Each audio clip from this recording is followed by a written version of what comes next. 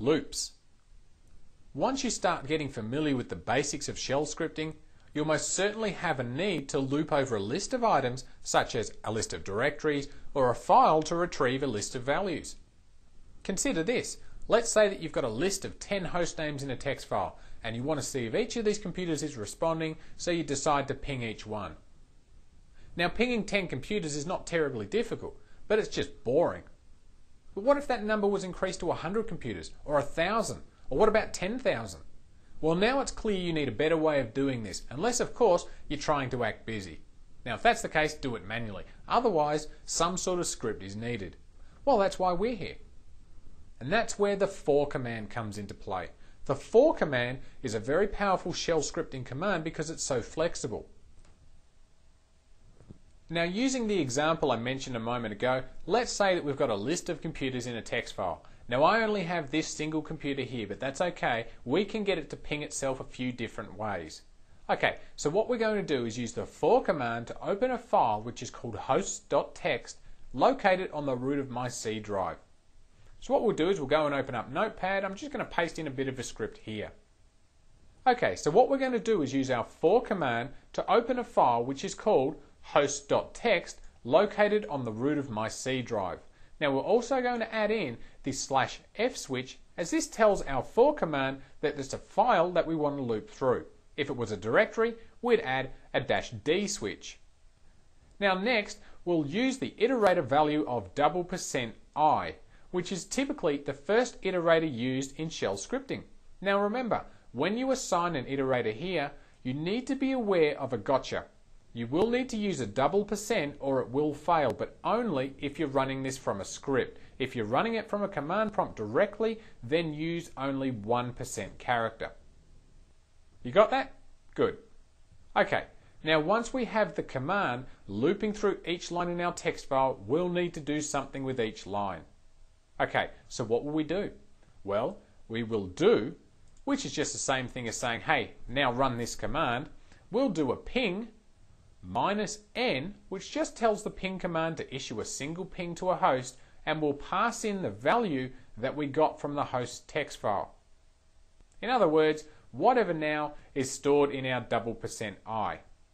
Alright, well let's give it a go. We'll save our script and I'll just give it a name of for.bat and click enter, and we'll go and open up a command prompt and I'll type in for.bat and hit enter.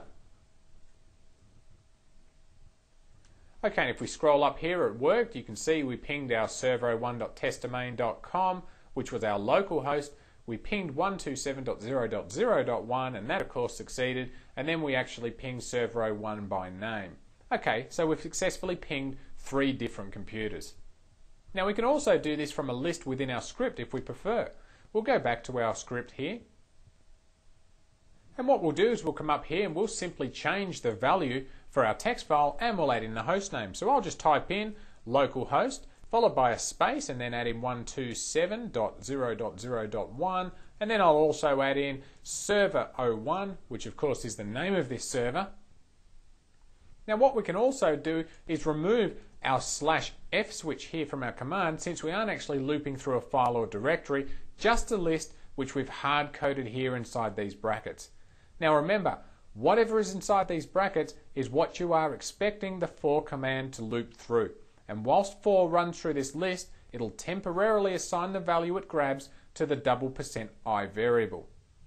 So again, the first time this script runs, it'll take the first item, localhost, from this list and assign it to %1.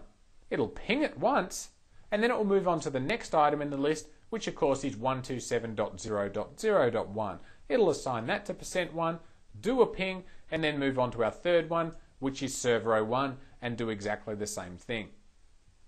Alright, so I'm going to save my script and I'm going to give it a whirl. Okay, and we can see that it works. Nice. Now see how easy and useful this is? Well, let's take a look at another switch that we can use with our for command, the token switch. But before we start this, let's just open up another copy of Notepad here, and we'll just enter in, this is some text, and I'm just going to save this on my, let's save it on my C drive as a file called token.txt. Okay, and now I'm just going to close this. I'm going to go back to Notepad. Now let's consider for a moment this script. Now we've seen some of this before. We have a for statement over here with a /f switch, which of course we'll use to tell for that we want it to loop through a file, which is going to be our token.txt file. Alright, now next we have these tokens here, tokens 1, 2 and 3. So what's a token?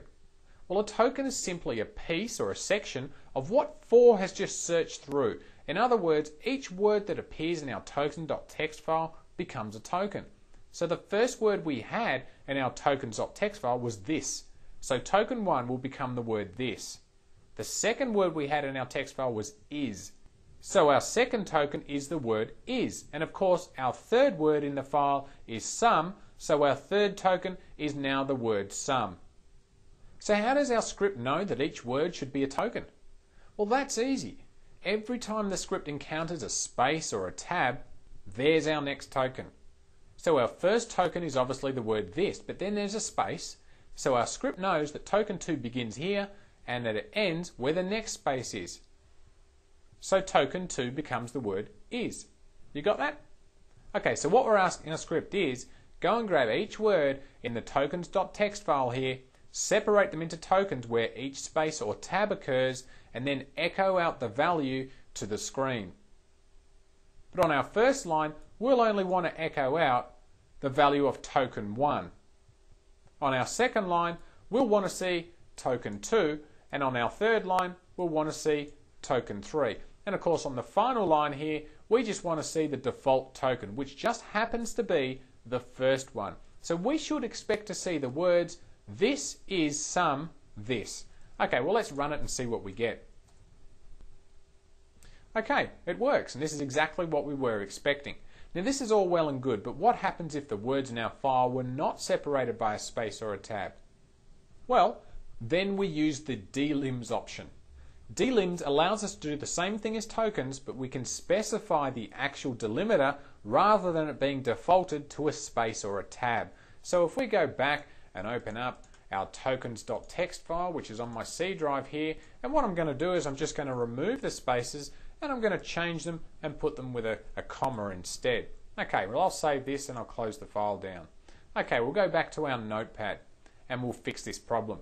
Alright, so after our tokens here, we'll add in delims equals comma.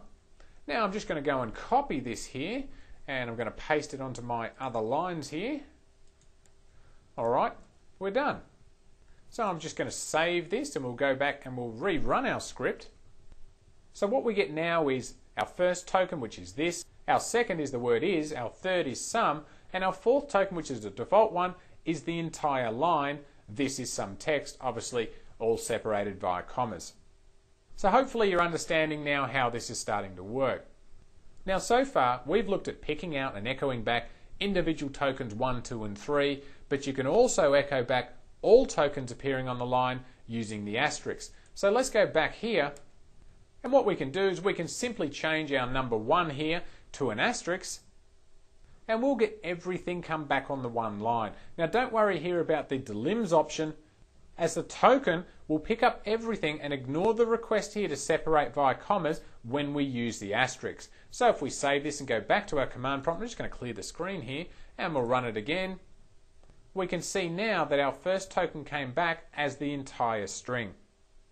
Alright, well what we'll do now is we'll go back to our notepad again, but this time we'll request more than one token on a single line as well. So what I'm going to do here is I'm going to go back and I'm going to delete my asterisk and I'm going to put my 1, 2 in here as well.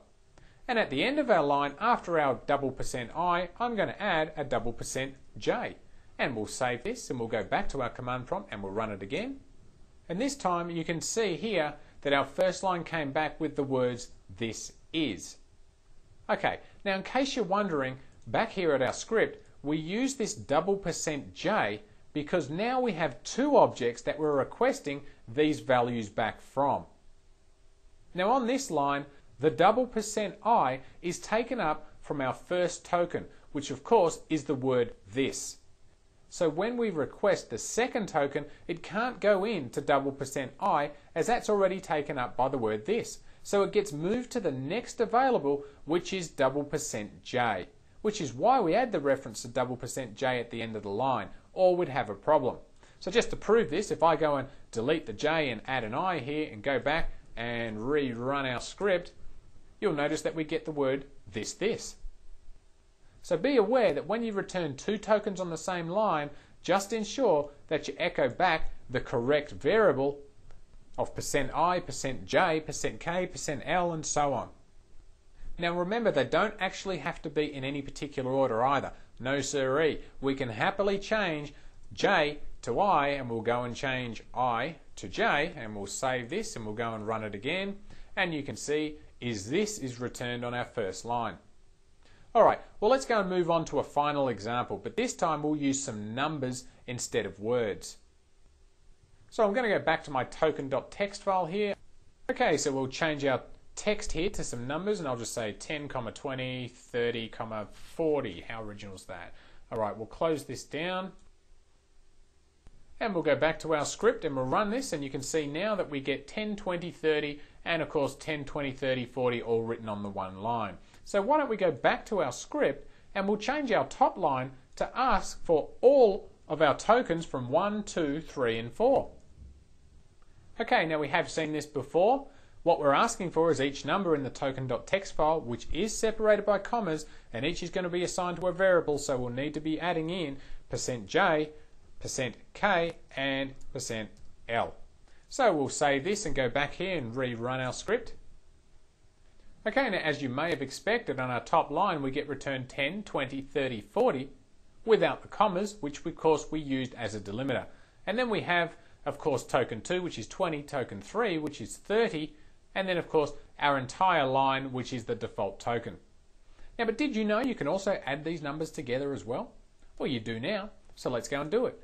Back in our script, on our first line, we'll still ask for tokens 1, 2, 3, and 4, but this time we'll need to invoke the set command to produce some mathematics.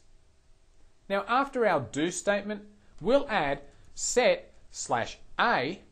Now we add the /a, which tells the set command that whatever on the right hand side of our equal sign, we're going to need to perform some arithmetic on. Okay, so now we need to assign this to a variable, which I'm just going to call total, then our equal sign, and I'll just remove our echo statement here. So what we're going to do is we're going to add %I plus %J plus %K plus %L, and then we're going to echo out, and we'll do this on a new line, our variable %total%.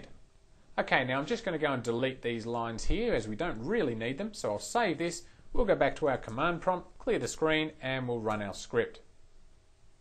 Okay, well there you go, our first line now resolves to 100, which of course is what you get if you added up 10, 20, 30 and 40 altogether. Alright, in this video we've discussed looping through a list of items and using that list to perform another command on.